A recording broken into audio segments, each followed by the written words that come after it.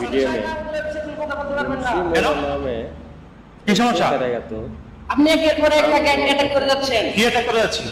শায়েক বোঝা বেড়ে গেছে।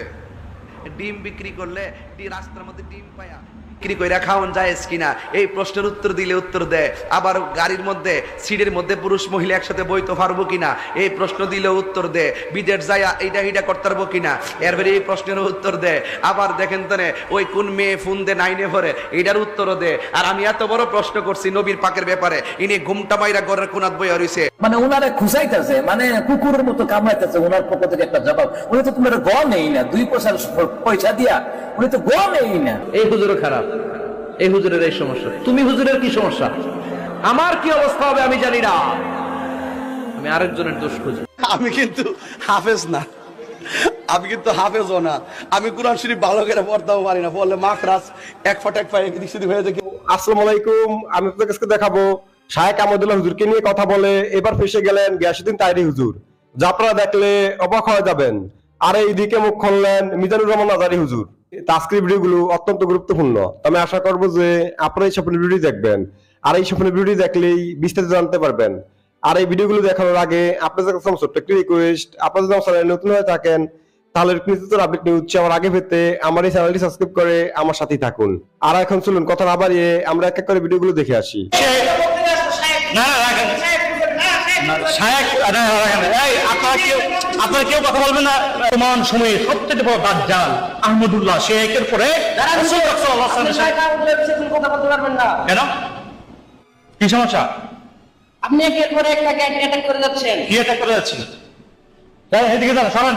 তার বিষয়ে আপনি কেন কথা বলবেন? কথা বলবো না মানে সে যদি কোরআন হাদিসের বিরুদ্ধে কথা বলে তার বিরুদ্ধে অবশ্যই বলতে হবে। সে যত বড় আলেম হোক, যত বড় শায়েখ হোক, তার বিরুদ্ধে কথা বলতে হবে। তাহলে কিছুদিন আগে বলছেন তার পিছনে নামাজ পড়া যাবে না, এটা কোথায় পাইছেন আপনি? হ্যাঁ অবশ্যই বলছি, আমি এখনো বলতেছি যে শায়েখ আহমদুল্লাহ পিছনে নামাজ পড়া হারাম। আমি এখনো বলছি, 100 বার বলবো। কারণ সে না রাখেন শায়েখ, না রাখেন। এই আপনারা কেউ কথা বলবেন না। তুমি এদিকে আসেন। আপনি বলতেছেন কি যে শায়েখ আহমদুল্লাহ পিছনে নামাজ পড়া হারাম, এটা আমি কোথায় পাইলাম? অবশ্যই প্রমাণ আছে। আপনি প্রমাণ চান? প্রমাণ চাইলে কি আপনি মানবেন? আপনারা কি কথা বলবেন না প্লিজ? আপনারা কি কথা বলবেন না? আপনি কি প্রমাণ চান? আমি যদি প্রমাণ দেখাতে পারি শায়েখ আহমদুল্লাহ পিছনে নামাজ পড়া হারাম, আপনি মানবেন তো? অবশ্যই হ্যাঁ মানবেন তো? না দলিল, এদেরকে যতই দলিল দেওয়া হয়, দলিল দেওয়া হলে মানবে না জানি, ঠিক আছে। তারপর আমি দলিল দিচ্ছি, অসুবিধা নাই। তাফসিরে জানালেন, এই তাফসিরে জানালেন যে না বুঝে, যে না পড়ে, যে না মানে, তার মতো এই পৃথিবীর বুকে আর কেউ নেই। তাফসিরে জানালেন শরীফে আসছে লা ইয়াজুজু লিদাউন নাবিয়্যি বিগাইরি মা ইয়াফিদু তা'যীম, রাসূল পাক সাল্লাল্লাহু আলাইহি ওয়াসাল্লামকে তা'যীম ব্যতীত ডাকা জায়েজ নেই। লা ফি হায়াতি ওয়ালা বা'দা ওয়াফাতি, রাসূল পাক সাল্লাল্লাহু আলাইহি ওয়াসাল্লামের জীবদ্দশায় অথবা রাসূল পাক সাল্লাল্লাহু আলাইহি ওয়াসাল্লামের ওয়াফাতের পরে, পর্দা গ্রহণের পরেও রাসূল পাক সাল্লাল্লাহু আলাইহি ওয়াসাল্লামকে ছোট করে বা সম্মান ছোট করে দেখার কোনো সুযোগ নেই। আচ্ছা, এরপরে কি বলতেছে? ফাবিহাযা ইউলামু আন্না মান ইসতাকাফা বিজানাবিহি, এতে করে আমরা বুঝতে পারলাম, জানতে পারলাম, যদি কেউ রাসূল পাক সাল্লাল্লাহু আলাইহি ওয়াসাল্লামকে সম্মান ছোট করে দেখে, রাসূলের শানকে যে ছোট করে দেখে, হালকা করে দেখে, ফাহুয়া কাফিরুন, সে কাফের হয়ে যাবে। ওয়া মালউনুন, সে অভিশপ্ত হয়ে যাবে, মালউন হয়ে যাবে। তাহলে যে ব্যক্তিটা কাফের হয়ে যায়, এই আহমদুল্লাহ একের পর এক রাসূল পাক সাল্লাল্লাহু আলাইহি ওয়াসাল্লামের শানে বেয়াদবি করেই আসছে। এখন ইদানিং রাসূল পাক সাল্লাল্লাহু আলাইহি ওয়াসাল্লামের নবুয়তকে অস্বীকার করছে। এক তো নবুয়তকে অস্বীকার করলে সে এমনি কাফের হয়ে যায়, তাছাড়া একের পর এক রাসূল পাক সাল্লাল্লাহু আলাইহি ওয়াসাল্লামের শানে আঘাত করে সে কথা বলছে। তাহলে যে ব্যক্তিটা রাসূলের শানকে আঘাত করে কথা বলে, রাসূলকে ছোট করে দেখে, রাসূল পাক সাল্লাল্লাহু আলাইহি ওয়াসাল্লামকে নিজের মতো করে দেখে যেই ব্যক্তিটা বলে 1 থেকে 40 বছরের যে সময়টা, এটা গুরুত্বপূর্ণ ছিল না, এটা আমাদের মতো স্বাভাবিক ছিল, নাউযুবিল্লাহ। যে ব্যক্তিটা এইভাবে রাসূলকে এত কটূক্তি করে কথা বলে, রাসূল পাক সাল্লাল্লাহু আলাইহি ওয়াসাল্লামের নবুয়তকে কটূক্তি করে কথা বলে, ওই ব্যক্তিটার পিছনে নামাজ কিভাবে হবে? ওই ব্যক্তিটার পিছনে নামাজ কখনোই হতে পারে না। এরপরেও রাসূল পাক সাল্লাল্লাহু আলাইহি ওয়াসাল্লামের শানে আঘাত করে কেউ যদি কথা বলে, ছোট করে দেখে, তাফসীরে জালালাইন শরীফে স্পষ্ট আসছে সে কাফের হয়ে যাবে। অবশ্যই কাফেরের পিছনে নামাজ হবে না। শায়েক বোঝা বেড়ে গেছে। ডিম বিক্রি করলে রাস্তার মধ্যে ডিম পায়া বিক্রি কইরা খাওয়ান যায় কিনা এই প্রশ্নের উত্তর দিলে উত্তর দেয়। আবার গাড়ির মধ্যে সিটের মধ্যে পুরুষ মহিলা একসাথে বইতে পারবো কিনা এই প্রশ্ন দিলে উত্তর দেয়। বিদেশ যায় এইটা করতে পারবো কিনা এরপরে এই প্রশ্নের উত্তর দেয়। আবার দেখেন তো ওই কোন মেয়ে ফোন দে নাইনে ভরে এইটার উত্তরও দেয়। আর আমি এত বড় প্রশ্ন করছি নবীর পাকের ব্যাপারে, ইনি ঘুমটা বাইরা ঘরের কোনাত বইয়া রইছে আর তার পিছনে 30-40 জন দালাল বাইরেছে, দালালি করতেছে। কথা কোন ঠিক না বেঠিক? কথা কোন ঠিক না? এগুলা থেকে ফিরে আসেন। আমি তাহিরিকে ভণ্ড বলেন, আমি তাহিরি বলছিলাম কি ইদ্রিস, আমি বলছিলাম নবী 40 বছর আগে নবী ছিল। মা আমেনার মাস থেকে নবী হয়ে দুনিয়া এসেছে। দুনিয়াতে আসার আগে নবী ছিল। নবী নবুয়ত প্রকাশ হওয়ার পরও নবী, কিয়ামত পর্যন্ত নবী, হাসর মাঠেও নবী, জান্নাতেও নবী। নবীর পরে আর কোন নবী আসবে না। যারা 1 সেকেন্ডের জন্য নবীকে অস্বীকার করবে তার ঈমান আছে, তাদের ঈমান নাই। এই জন্য আমি যখন এই কথা বলেছি এবং বলছি অফলাইনে অনলাইনে 12 ঘন্টা সময় দিছি হ্যাঁ আসার জন্য, আমার সাথে আসে নাই। এখন দেখি যে তারা জিমাইতেছে একটু নীরব ডিম বিক্রি। মারহাবা জোরে কোন কি লেগে? আল্লাহু ওয়ালিয়ুল্লাযীনা আমানু ইউখরিজুহুম মিনাজ যুলুমাতি ইলান নূর।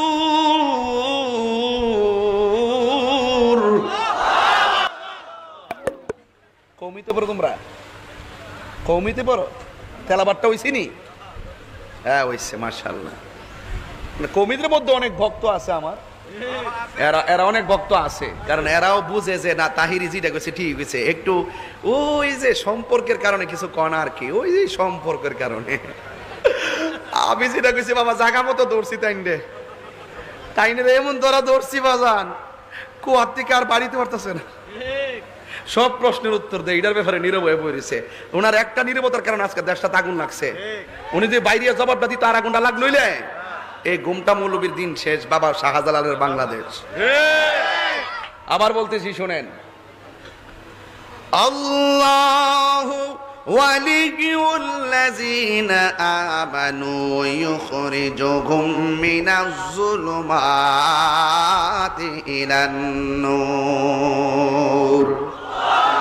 আল্লাহ রাব্বুল আলামিন বলেন যারা ঈমানদার তাদের অভিভাবক হলো একজন। জবান খুলে বলো তিনি কে? আর আল্লাহ যখন অভিভাবক হয়ে যাবে, তোমার ডানে বিপদ, বামে বিপদ, সামনে বিপদ, পিছনে বিপদ, তুমি যতই অন্ধকারে থাকো না কেন আমার আল্লাহ তোমাকে অন্ধকার থেকে বের করে আলোর দিকে নিয়ে আসবে।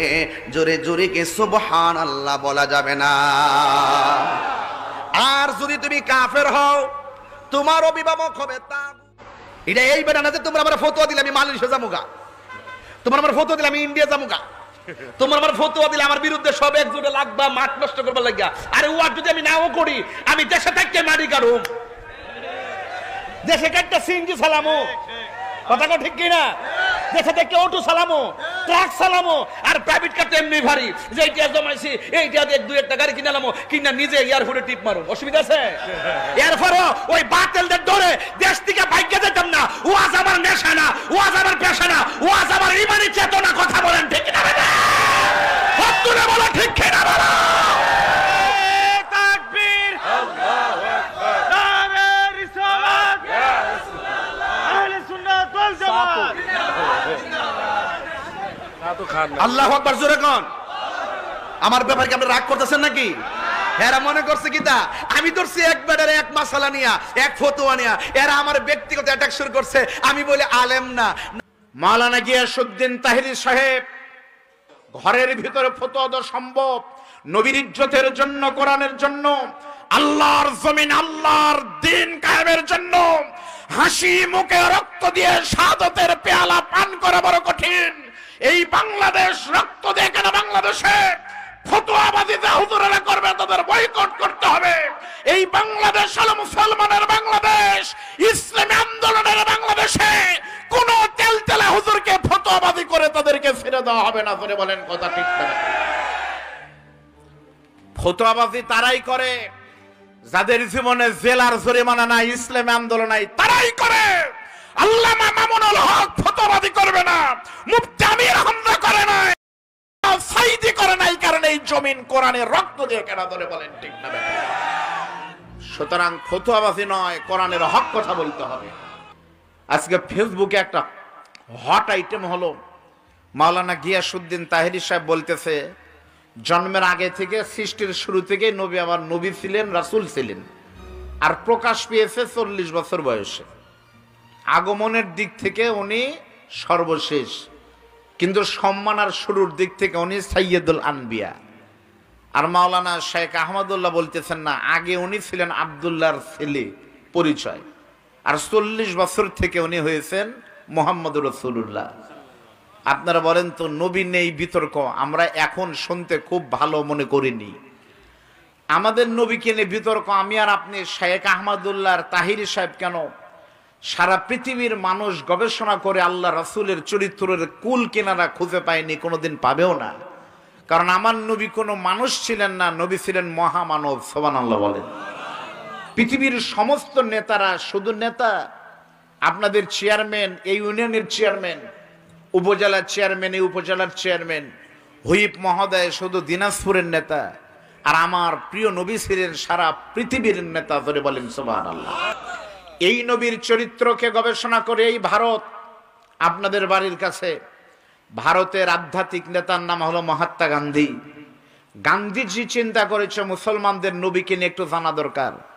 কলকাতার হাওড়া স্টেশনের পাশে এক দোকান থেকে নবীর চরিত্র সিরাত প্রথম খণ্ড পেল, পড়বে না, হঠাৎ করে মনে হলো 1 পৃষ্ঠা পড়ি, তারপর 2 পৃষ্ঠা পড়ি।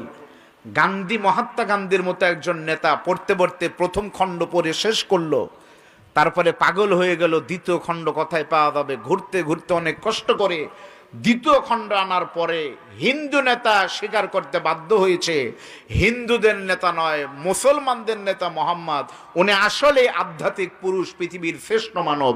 জোরে বলেন সুবহানাল্লাহ। যদি কোনোদিন যান, বৌদ্ধদের নেতার নাম হলো গৌতম বুদ্ধ। গৌতম বুদ্ধের জীবনে তিনি স্বীকার করে গেছেন বৌদ্ধদের নেতা নয়, পৃথিবীতে মানুষের মুক্তির পথ দেখাতে পারে মুসলমানদের নেতা মুহাম্মদুর রাসূলুল্লাহ। এটা হলো আমার নবীর চরিত্র।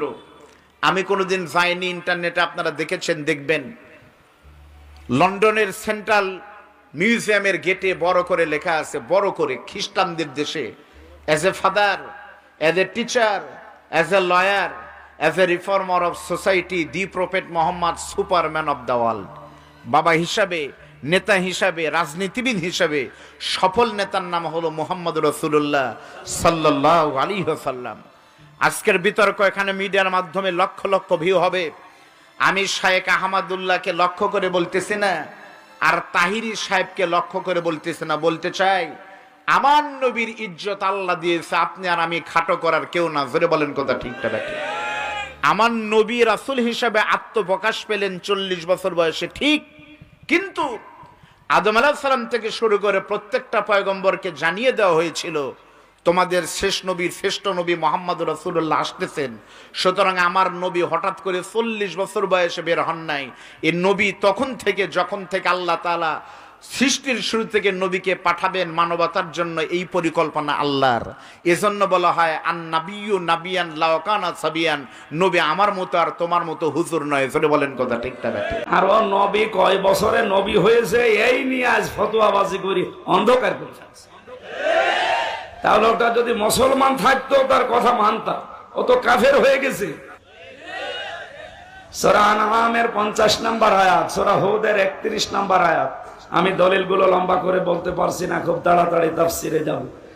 এই 2টা আয়াত অনুযায়ী এদেশে আজ হাজারো মানুষ এই কথা যারা বলে আল্লাহর ধন, রাসূলুল্লাহকে দিয়ে আল্লাহ গায়েব হয়ে গেছে, বিশ্বাস করে কেউ যদি মন থেকে কথা বলে, ও কাফের। আল্লাহর দনেরা সুলকি দিয়া গেলেন আল্লাহ গায়েব হইয়া, রাসূলের ধন খাজা পাইয়া। কাফেরের জানাজা পড়া জায়েজ আছে? বলেন। মাওলানা মামুনুল হক আর আমি এক জায়গায় ছিলাম আপনাদের কাশিমপুরে, 3টা বছর পাশাপাশি রুমে। ওনাকে প্রতিদিন প্রায় মাঝে মাঝে আমারে বলতো, হামজা যদি বের হতে পারি জীবনে কোনো কাফেরের জানাজা পড়াবো না, যাবো না। বিষয়টা নিয়ে আপনার এত কঠিন কেন? মাঝে মাঝে আমার ব্যাখ্যা দিত, দেখো কাফেরের জানাজা পড়া জেনে শুনে কি হারাম, কথা বলে না কেন? রাসূলুল্লাহকে আল্লাহ নিষেধ করেছিলেন তার চাচার জানাজা পড়তে, কবরে যেতে। সূরা তাওবার 113 নম্বর আয়াতে আল্লাহ দলিল দিয়েছেন। সূরা তাওবার 84 নম্বর আয়াতে দলিল আছে। আল্লাহ পাক যদি রাসূলুল্লাহকে কথা বলতে পারে, আপনার আপন চাচা আবু তালেব, তাও তার কবরের কাছে যেতে পারবেন না, দোয়া করতে পারবেন না, কারণ লোকটা মুশরিক। লোকটা কি? আজ যারা আল্লাহর ইবাদতে অন্য কাউকে শরীক করে, জিকিরের নাম নিয়ে, আশেকের নাম নিয়ে মুশরিক হয়ে যাচ্ছে, এরাও তো কাদিয়ানীদের মতোই কাফের। খ্রিস্টান মিশনারি কাদিয়ানীরা যা করছে নীরব আন্দোলনের মাধ্যমে, আর এরা সরব আন্দোলন শুরু করে ওরা ওদের কাজকে এগিয়ে দিচ্ছে। এই জন্য ওদেরকে থামার জন্য আহ্বান জানাচ্ছি। আমরা আছি এই ঝামেলায়, আর কি শুরু করেছে আল্লাহ জানে। গতকাল প্রধানমন্ত্রী 14 দলের সাথে বৈঠকে যে কথাগুলো বলেছিলেন সর্বশেষ, আপনি তো এখনো তার কথার আকার ইঙ্গিত, তার আকাঙ্ক্ষা যেটা, এটা এখনো বোঝেননি। উনি কালকে জানিয়েছিল পার্বত্য চট্টগ্রামের কয়েকটা জেলা এবং মায়ানমারের কিছু অংশ নিয়ে সাদা চামড়ার কিছু মানুষ